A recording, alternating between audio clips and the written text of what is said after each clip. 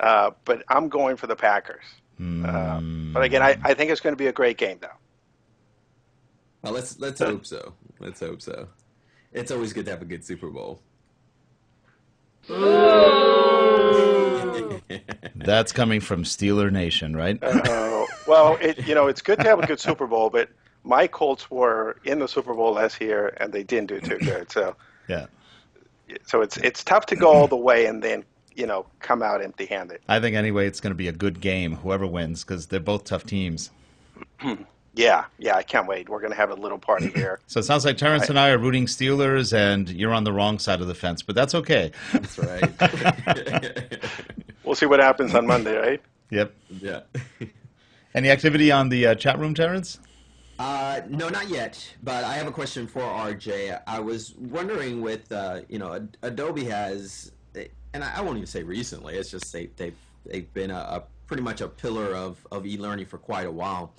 How has Adobe been capturing the sort of intellectual capital with online communities to help build on its innovation, especially as it relates to some of the e-learning tools?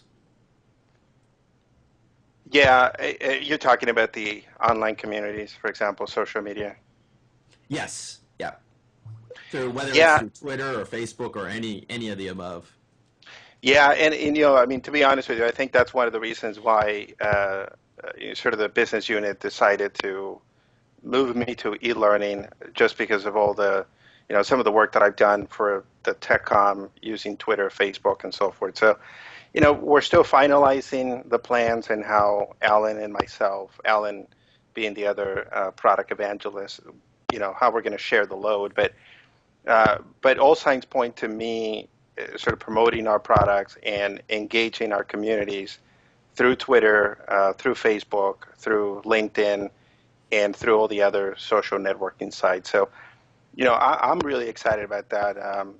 I've been fortunate enough to be doing TechCom and to be evangelizing our products through Twitter and Facebook and some of the other things. And I think we've done really good there. And I'm really looking forward to taking advantage of the other technologies to do the same for Adobe Captivate and Flash and some of the other e-learning tools. As you know, there's a lot of great content there as it relates to Adobe Captivate. Rick does a great job. You do a great job, Terrence. We have Leva, who's an active blogger now. But there hasn't really been a good central place to bring all that knowledge and information together for our customers. And that's one of my goals moving forward, to figure out a way, to bring everybody together to one forum. Is there a sort of a strategic template that Adobe is using, or is it kind of like most companies in that we're still all trying to figure it out at this point, how to do it? Yeah, I think a lot of people call themselves social media experts. I think it's too early for that. I think we're all learning as we go. I think we're keeping an eye on social media success stories out there, and we try to emulate some of the best practices. But even at Adobe, right, so we have different business units. We have the Creative Suite unit. We have my business unit, which is where TechCom and e-learning fits in. And I think we're all, kind of learning from each other. But I can tell you that Adobe has been really good, really transparent, and really good at embracing social media. I was so pleasantly surprised to see on Mashable.com, Adobe was actually one of the, it was voted as one of the companies that has embraced social media the best. So I think we're doing a good job, but I think it's a little too early to call ourselves experts, but we're really learning and then sharing as we go. And RJ has been one of the first people who was on Twitter pushing the Adobe Learning products, got me involved with it because I thought it was a waste of time. And he said, no, try it. And next thing you know, we're all collaborating, and a lot of us have met each other through this medium. And so I think I call him the king of Adobe e-learning media, at least, if not the king of all media. But he's done a great job promoting not only Adobe, but just the whole concept of collaboration which is good. I think it got a lot of us into it where we never would have.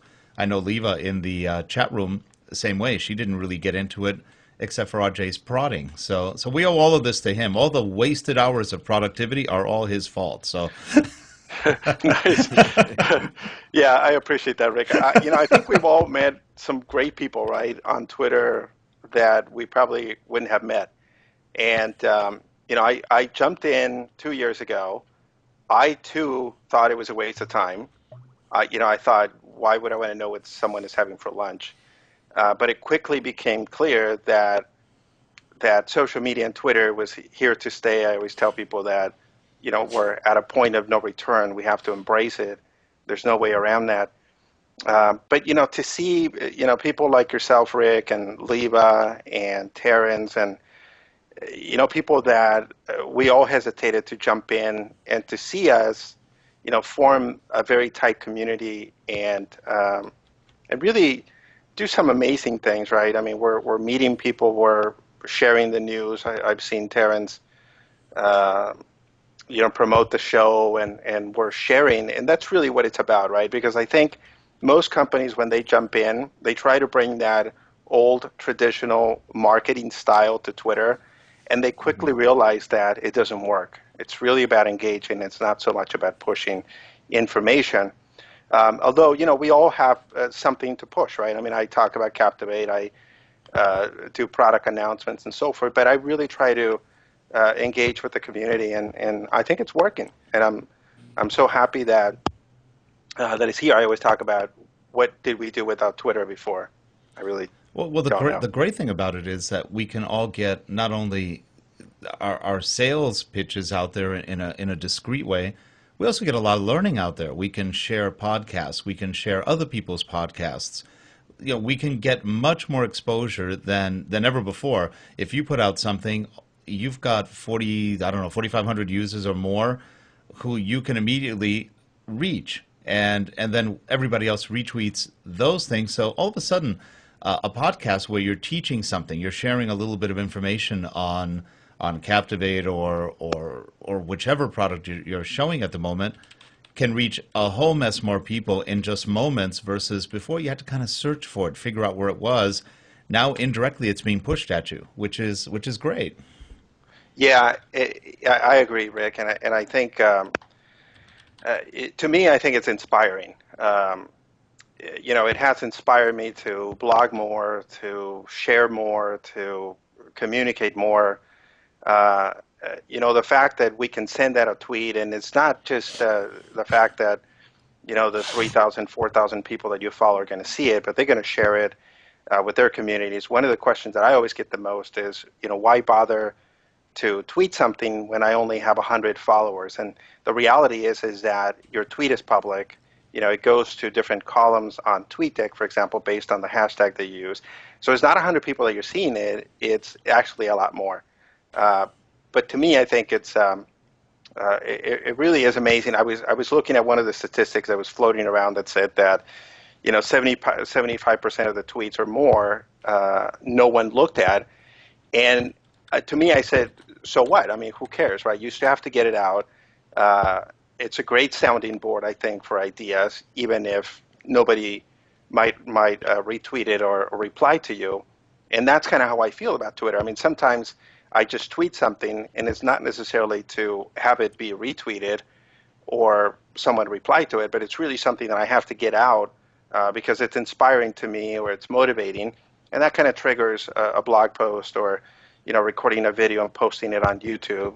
So I think we get caught up a little bit on those statistics, like 75% of the tweets nobody reads, for example, but I say who cares? We still have to do it. Yeah, and also, like you said, if you only have 100 users or followers, and one of those followers has 10,000 or 20,000, guess what? If they watch your tweet and like it, they retweet it to 20,000. So it's really logarithmic. It's not even geometrical in the way it expands. It's pretty darn amazing in that respect. Yeah, it really is. And then to me, I think people ask me what an evangelist does, and to me, I think the real ROI, if you will, is that you sort of take passive users and make them into active evangelists out there, right? And I think Twitter is a perfect platform for doing that. And also Facebook. I mean, I just joined Facebook, and if you go back through my Twitter feed, you'll probably find at least 10, 15 times where I tweeted something along the lines of, I wish everybody was here on Twitter so we wouldn't have to go to Facebook and LinkedIn and all that. But I'm sort of taking that back because I think Facebook has huge potential. I've been exploring it. I've been learning about it.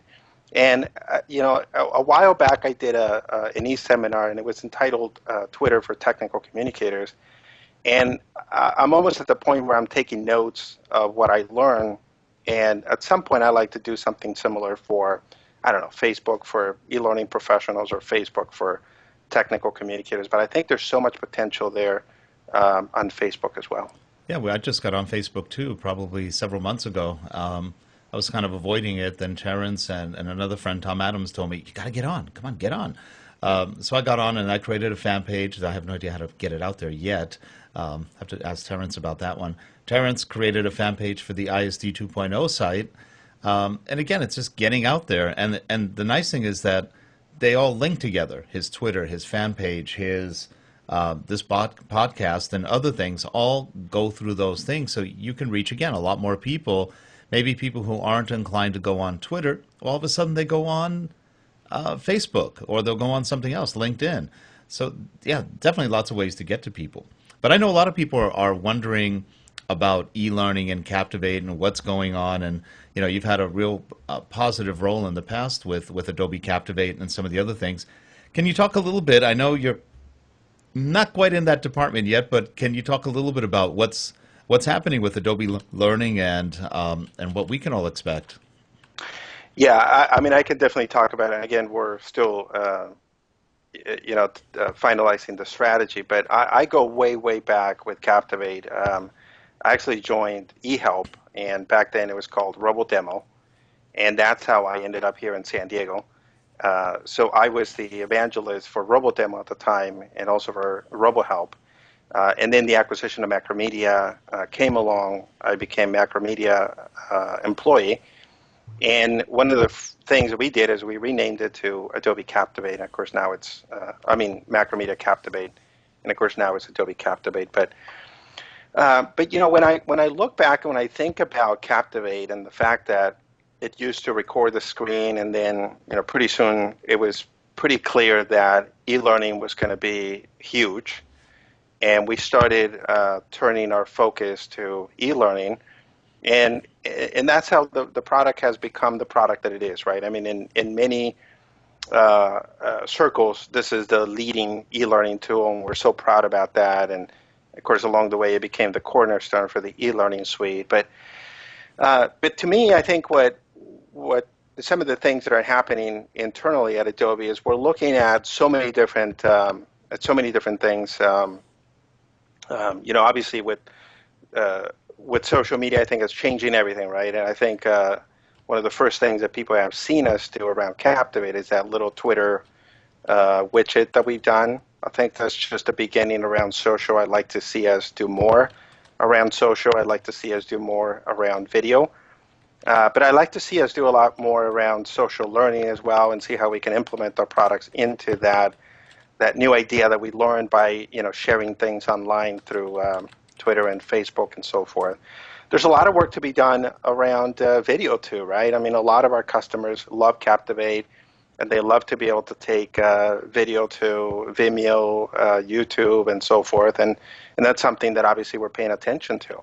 And then there's the whole idea around HTML5. I think people have seen that Adobe as a company is very committed to HTML5 as well as to Flash.